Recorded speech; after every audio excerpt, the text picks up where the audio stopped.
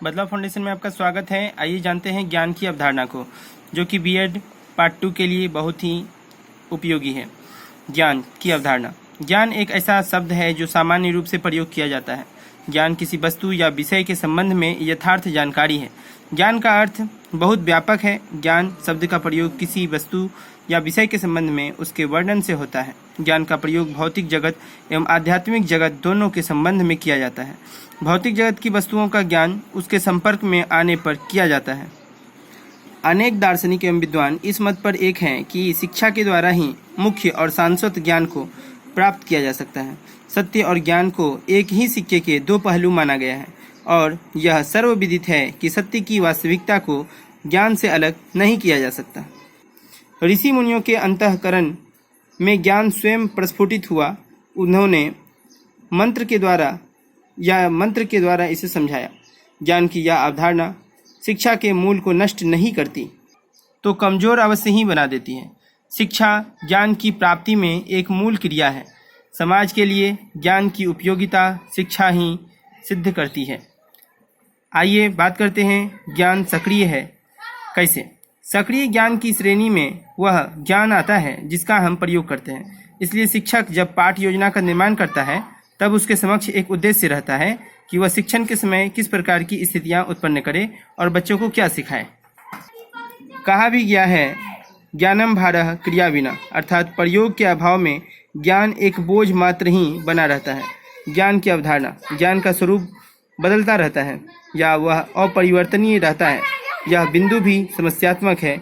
ज्ञान में सम्मिलित तथ्य, विचार, प्रत्यय, नियम और निष्कर्ष आदि ज्ञान के कथन हैं। अर्थात जब शिक्षक छात्रों को ज्ञान प्रदान करता है तब इन सभी तथ्यों को बतलाता है और समझाता है कि बच्चे इसे सीख पाए। शिक्षा का कार्य मनुष्य को आंतरिक और बाह्य दोनों प्रकार के ज्ञान प्रदान करना है। ज्ञान का अर्थ। ज्ञान शब्द की व्यापक परिभाषा देना कठिन है क्योंकि दर्शन की प्रत्येक विचारधारा ने इसे अपने ढंग से परिभाषित किया है, जिसका संबंध द्रव्य अथवा सत्य से होता है। ज्ञान प्राकृतिक प्रदत्त तत्व है जो जीव की उत्पत्ति के साथ ही प्रारंभ होती है।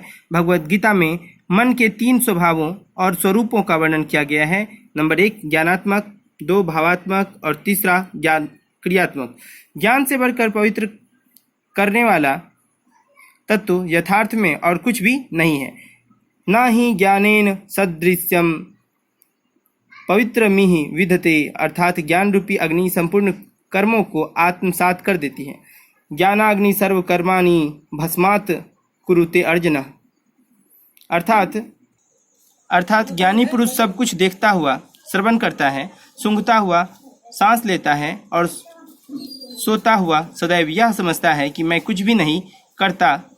प्रकृति में व्याप्त 3 गुण ही सब कुछ कर रहे हैं।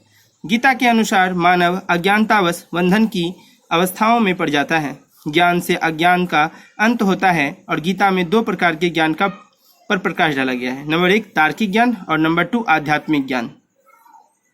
आध्यात्मिक ज्ञान वस्तुओं के आभास में व्यक्त और व्याप्त सत्यता का निरूपण करने का प्रयास करता है, जबकि तार्किक ज्ञान वस्तुओं बाह्य स्वरूपों को देखकर उसके रूप की चर्चा बुद्धि के माध्यम से करता है। बौद्धिक तथा तार्किक ज्ञान को विज्ञान कहा जाता है। आध्यात्मिक ज्ञान को ज्ञान की उपमा प्रदान की जाती है। गीता में ज्ञान के 3 माध्यम बताए गए हैं। नंबर 1 ज्ञान प्राप्त करने के लिए व्यक्ति को शरीर, मन और इंद्रियों को शुद्ध रखना अनिवार्य है।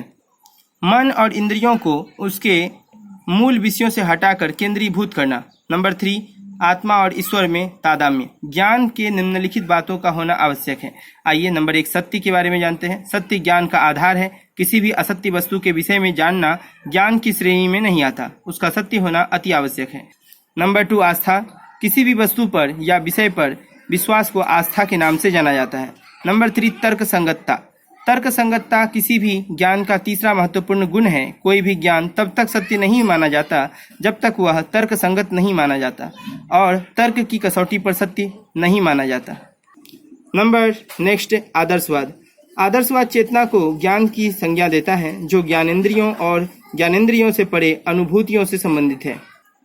ज्ञान के संबंध में 2 प्रमुख विचार हैं। नंबर 1 वास्तविक ज्ञान का स्वरूप। नंबर 2 सत्य तथा द्रव्य का ज्ञान। ज्ञान को समझने के लिए 3 वाक्यों का अर्थात 3 बातों का आवश्यक होना जरूरी है। नंबर 1 ज्ञान का स्वरूप। नंबर 2, ज्ञान की अवस्था। नंबर 3, ज्ञान की अन्य पदों से संबंध। आइए बात करते हैं ज्ञान व कौशल में क्या अंतर है।